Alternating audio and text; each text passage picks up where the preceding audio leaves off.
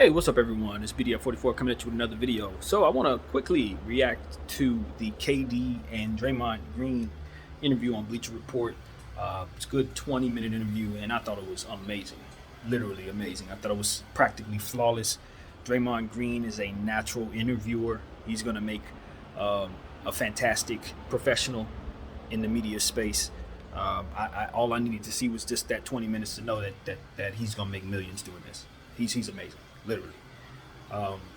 And KD was just awesome. He opened up in ways that we had never seen. This was by far the best interview he's ever been a part of. They were candid about how they felt.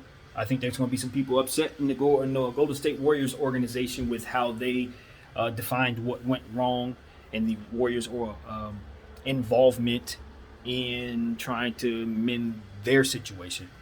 And, Draymond told KD that he thought that why the Golden State Warriors ultimately broke up was because of the involvement that they had in not creating the environment that would allow for them to just naturally come together and figure the situation out and move forward. They kind of made a bigger deal out of it, made the environment awkward just by being so very adamant about just having Draymond apologize. And, Dre was not saying that he wasn't willing to apologize. He was just saying whatever happens in the conversation between me and KD.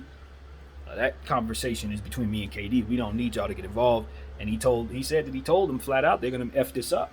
He's going to, what they're doing is going to make it so that KD doesn't want to be here. And KD ended up telling him basically the same thing. He was just basically saying, ultimately why he left was not necessarily the framework of this wasn't a question.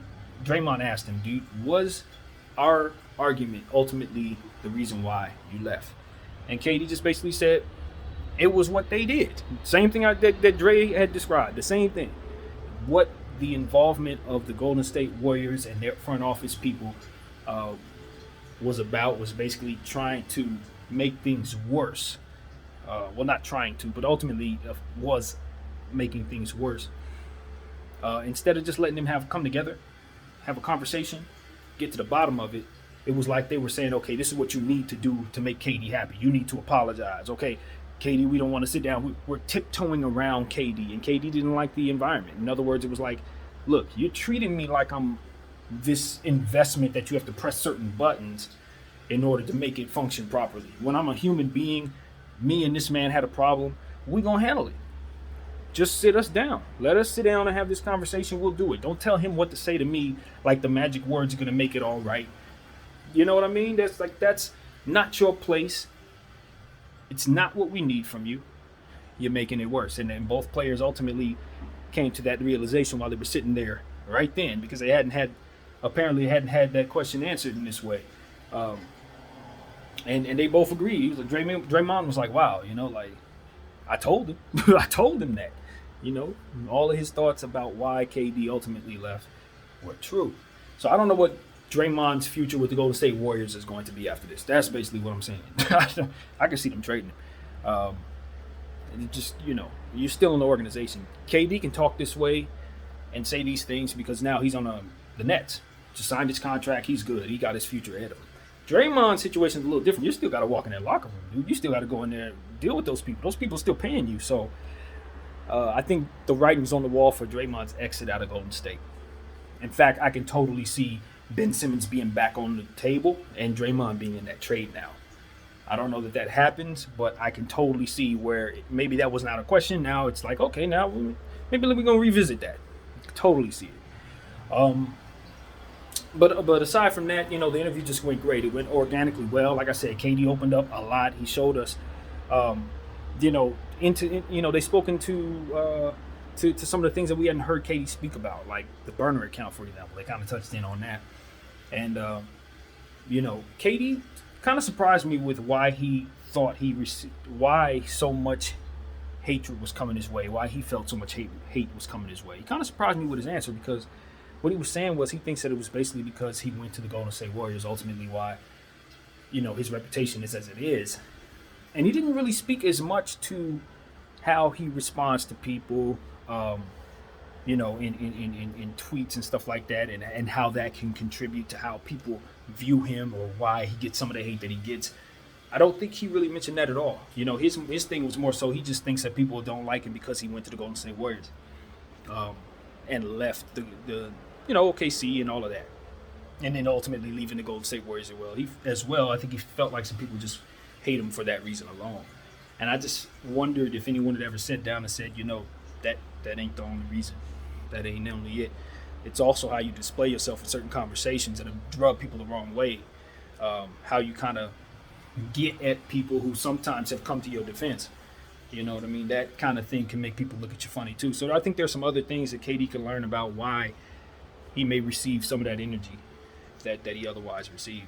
But one thing that he said that also surprised me was that third year with Golden State, he wasn't just itching to get out of there. He was actually very happy in his role.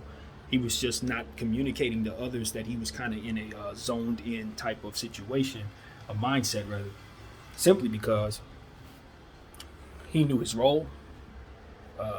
And that was something that was rare for him. He didn't always know what his role was in other situations. But that particular year, he knew his role, and he knew that if he zoned in and did exactly what he was supposed to do, they had an opportunity to win each and every game they played. And that he loved that. And even though his demeanor was that of a serious person, what it was actually something that made him feel very, very good. He was at peace in that space. So that was kind of surprising too, because it seemed to everybody that after that Draymond Green fallout that they had in year two, that KD was kind of on his way out.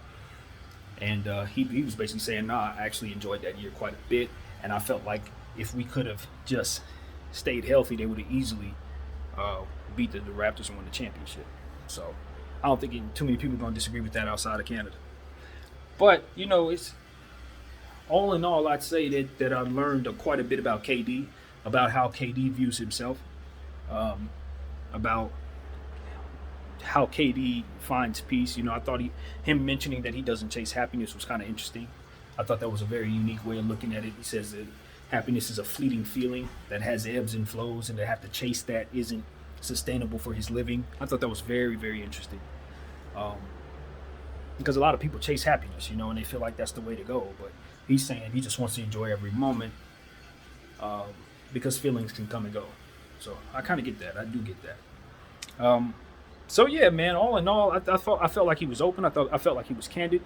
I think there's more layers to KD that we saw there, but I think he let us in on some others that we hadn't seen. And I really felt like a lot of that had to do with the presence of just Draymond Green being a professional and being familiar.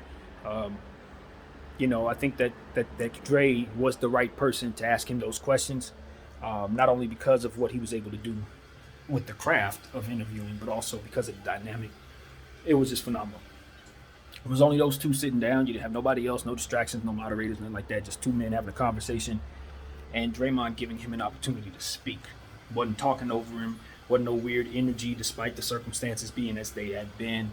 But it was still candid, and you can sense the intensity between the two men. You could tell that they had some words in the past, but I think that they were past those words, and I think they were able to sit down and feel good about this. And I thought as the interview progressed, I think they were able to realize what type of moment they were in. I think that's what was happening. I think they both came in thinking they were going to do an interview, and by halfway through the interview, they knew they were doing something special. I think that was the tone for me. And even at the end, KD was like, man, that was incredible. Like, I don't even think they thought they would do as well as they did. So that one's going down in history for me. I did see that they had 1,000 dislikes. I don't know how many people actually dislike what they saw, more so than just say dislike the people that are in it. Because if they actually watched it, they would not have disliked it. That was phenomenal work. That's what it was. So shout out to everybody who had anything to do with that. I enjoyed it, and I look forward to more content like that. I want to hear from the athletes. I don't have any problem seeing the guys who are used to doing interviews, and some of our favorite names in media. They should still be able to do what they do, but I ultimately want to see more athletes talking to athletes, especially since some of these guys are really, really good at what they do. So that's what I got to say. Shout out to Dre and KD. Thanks for that, y'all. My name is BDF44, and I'm out.